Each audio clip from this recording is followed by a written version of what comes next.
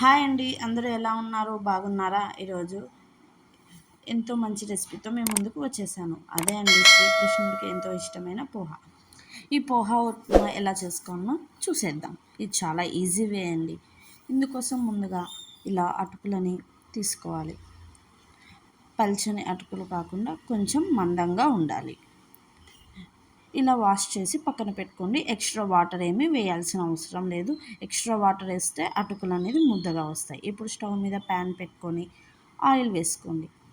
Oil కొంచెం ఎక్కువ వేసుకోండి, అప్పుడే టేస్ట్ బాగుంటుంది. అందులో కొంచెం ఆవాలు, జీలకర్ర,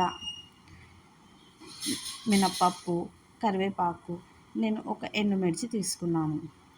అది ఫ్రై అయ్యాక 2 పచ్చిమిర్చి సన్నగా కట్ చేసుకొని, పచ్చిమిర్చి అనేది 50% ఫ్రై అయ్యాక పొడవుగా కట్ చేసుకున్న ఆనియన్ తీసుకోండి.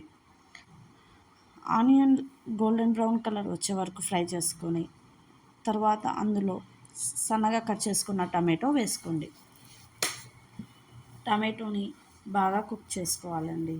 ఇలా మూత పెట్టుకొని 2 మినిట్స్ అలా పెట్టేస్తే బాగా కుక్ అవుతాయి. టమాటో త్వరగానే కుక్ అవుతుంది కాబట్టి మనకు ఎక్కువ టైం అనేది పట్టదు.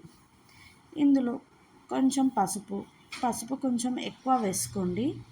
నేను ఇక్కడ 1/2 టీ స్పూన్ పసుపు వేసాను 1 కప్పు అటుకులకి.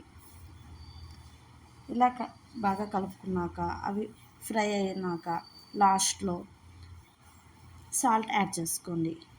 నేను ఇక్కడ చిటికెడు కారం వేసాను. మీరు స్పైసీ వద్దనుకుంటే కారం వేయాల్సిన అవసరం లేదు. అన్నీ బాగా కుక్ అయ్యాక మనం వాష్ చేసి పక్కన పెట్టుకున్న అటుకులు ఇలా వేసుకోవాలి. చూసారు కదండి, వాటర్ వేసి నానబెట్టుకుంటే అటుకులు అనేది ముద్దగా వస్తాయి. లేదనుకోండి ఇలా మంచిగా పొడి పొడిలాడుతూ బాగా ఉంటుంది ఉప్మా అనేది.